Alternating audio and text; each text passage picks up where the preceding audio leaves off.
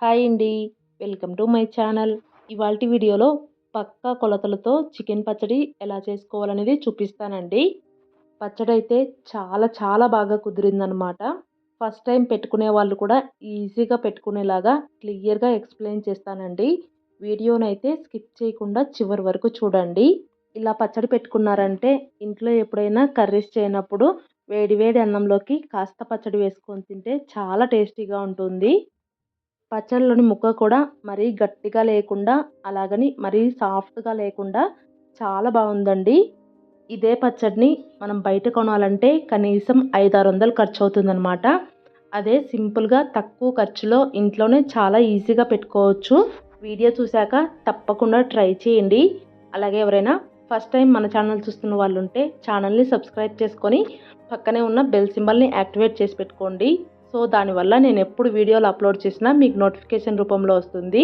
ఇంకా లేట్ చేయకుండా పచ్చడి ఎలా ప్రిపేర్ చేసుకోవాలో చూపిస్తాను పదండి. ఫస్ట్ పచ్చడి పెట్టుకోవడానికి ఇక్కడ నేనైతే హాఫ్ కేజీ చికెన్ తీసుకున్నాను.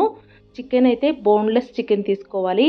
అలాగే చికెన్ ముక్కలు మరీ పెద్దగా లేకుండా, అలాగని మరీ చిన్నగా లేకుండా ఇలా మీడియం సైజులో ఉండేవి తీసుకోండి.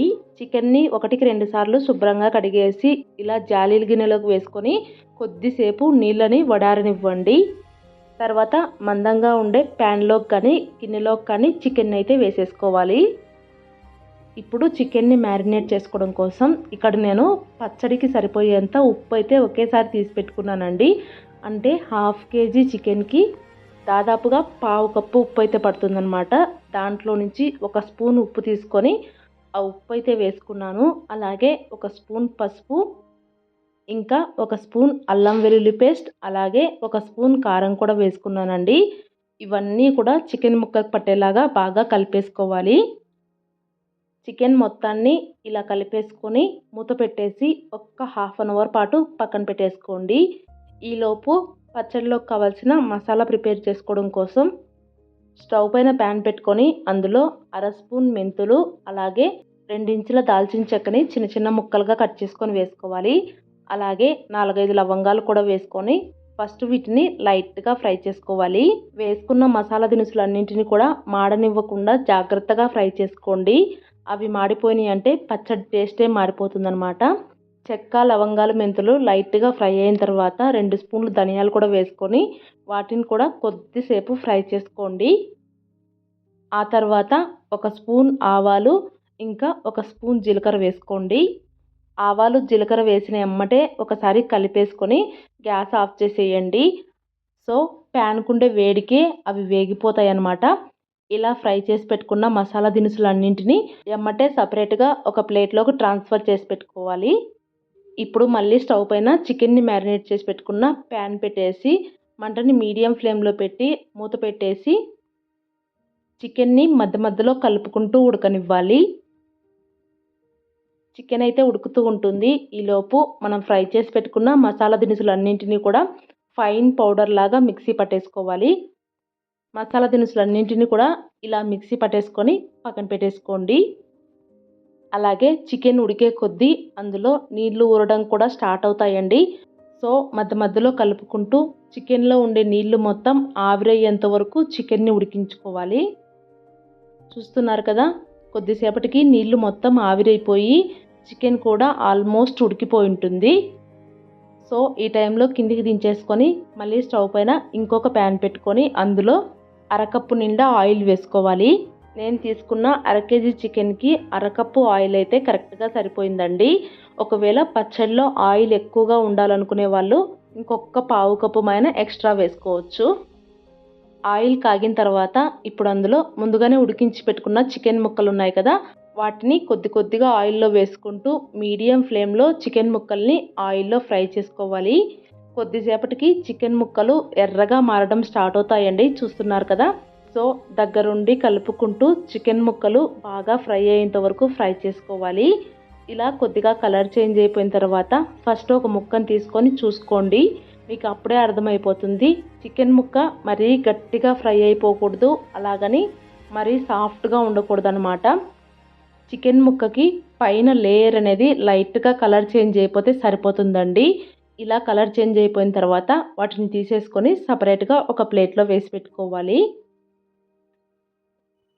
మళ్ళీ అదే ఆయిల్లో మిగిలిన చికెన్ ముక్కల్ని కూడా వేసుకొని వాటిని కూడా సేమ్ ప్రాసెస్లో మీడియం ఫ్లేమ్లో ఫ్రై చేసుకోండి. మళ్ళీ వేసుకున్న చికెన్ ముక్కలు కూడా ఇలా కలర్ చేంజ్ అయిపోయిన తర్వాత ఇప్పుడు అందులో 2 స్పూన్లు అల్లం వెల్లుల్లి పేస్ట్ వేసుకొని ఆయిల్లో ఫ్రై చేసుకోండి.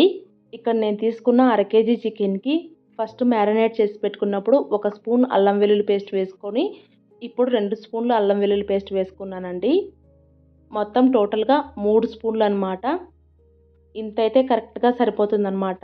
ఇంతకంటే ఎక్కువగా అల్లం వెల్లుల్లి పేస్ట్ వేసుకున్నామంటే అదే స్మెల్ వస్తూ ఉంటుందండి. సో దాన్ని బట్టి మీరు తీసుకునే చికెన్ క్వాంటిటీని బట్టి అల్లం వెల్లుల్లి పేస్ట్ వేసుకొని ఫ్రై చేసుకోండి. అలాగే ముందుగా ఫ్రై చేసి పెట్టుకున్న ముక్కల్ని కూడా అందులోనే వేసేసుకొని అల్లం వెల్లుల్లి పేస్ట్ పచ్చివాసన పోయేంత వరకు మీడియం ఫ్లేమ్లో ఫ్రై చేసుకున్నారంటే మొత్తం ఇలా కలర్ చేంజ్ అయిపోతుందన్నమాట. ఇప్పుడు మంటని పూర్తిగా సిమ్లో పెట్టేసుకొని ఫస్ట్ నేను 1/2 కప్పు ఉప్పు తీసి పెట్టుకున్నాను కదా, దాంట్లో నుంచి ఇంకొక 2 స్పూన్లు ఉప్పు అయితే వేసుకున్నాను. 1/2 కప్పులో కూడా ఇంకొద్దిగా ఉప్పు మిగిలించుకున్నాను అనమాట. ఒకవేళ సరిపోకపోతే తర్వాత చూసుకొని యాడ్ చేసుకోవచ్చు.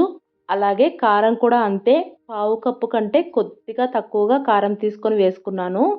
అలాగే ముందుగానే ప్రిపేర్ చేసి పెట్టుకున్న మసాలా కూడా వేసుకొని మొత్తం ముక్కలకు పట్టేలాగా బాగా కలిపేసుకోవాలి. మసాలా కూడా మొత్తం ఒకేసారి వేసుకోకుండా ఫస్ట్ కొద్దిగా వేసుకొని ఆ తర్వాత పచ్చడి టేస్ట్ చూసుకొని సరిపోకపోతే ఇంకొద్దిగా యాడ్ చేసుకోవచ్చండి. నేనైతే చేసుకున్న మసాలాలో నుంచి కొద్దిగా పక్కకు తీసి పెట్టుకొని మిగిలిన మసాలా అంతా వేసుకున్నానండి. ఇలా మొత్తం కలిపేసుకున్న తర్వాత 1 గంట పాటు వదిలేసేయండి. బాగా చల్లారిపోతుంది. పచ్చడి మొత్తం బాగా చల్లారిపోయిన తర్వాత ఇప్పుడు అందులో 1/2 కప్పులో సగం నిమ్మరసం వేసుకోవాలి. నాకు 1/2 కేజీ చికెన్కి ఇంత నిమ్మరసం అయితే కరెక్ట్గా సరిపోయిందండి. నిమ్మరసం వేసుకున్న తర్వాత మళ్ళీ మొత్తం ఒకసారి కలిపేసుకొని ఏదైనా గాజు సీసాలోకి కానీ లేదంటే ప్లాస్టిక్ డబ్బాలోకి కానీ ఎత్తిపెట్టుకొని 2 రోజుల పాటు ఊరనివ్వండి. నేను ఇక్కడ ఆయిల్ 1/2 కప్పు మాత్రమే తీసుకున్నాను కాబట్టి పచ్చడి అయితే మరీ ఆయిలీగా లేదండి.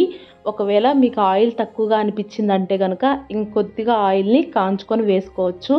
నాకైతే నేను తీసుకున్న ఆయిల్ కరెక్ట్గా సరిపోయింది. ఇప్పుడు మూత పెట్టేసి పచ్చడి 2 రోజులు ఊరిన తర్వాత చూపిస్తున్నాను చూడండి. పచ్చడిలో ఉండే ఆయిల్ మొత్తం ఇలా పైకి వచ్చి ముక్క కూడా చక్కగా ఊరిపోయిందనమాట. పచ్చడి చూస్తుంటేనే నోట్లో నీళ్ళు ఊరిపోతున్నాయి కదా. ఇంకా లేట్ ఎందుకు, ఈ వీడియో చూశాక మీరు కూడా ట్రై చేయండి. తప్పకుండా చాలా బాగా కుదురుతుందండి. మీకు ఇంకా ఏమైనా డౌట్స్ ఉంటే కనుక కామెంట్ సెక్షన్లో కామెంట్ చేయండి, నేను రిప్లై ఇస్తాను. ఇలా పచ్చడి రెడీ అయిపోయిన తర్వాత ఒక ఎయిర్టైట్ జార్లో పెట్టుకొని ఫ్రిడ్జ్లో పెట్టుకున్నారంటే 6 నెలల వరకు ఫ్రెష్గా ఉంటుందండి. ట్రై చేయండి. నిజంగా పచ్చడి టేస్ట్ అయితే చాలా బాగుందండి. తప్పకుండా ట్రై చేయండి. అలాగే ఈ వీడియో మీకు నచ్చినట్లయితే లైక్ చేయండి, షేర్ చేయండి. కొత్తగా ఎవరైనా ఛానల్ చూస్తున్న వాళ్ళు ఉంటే సబ్స్క్రైబ్ చేసుకొని సపోర్ట్ చేయండి. చికెన్ పచ్చడి అయితే సూపర్గా ఉంది. Thank you. Bye bye.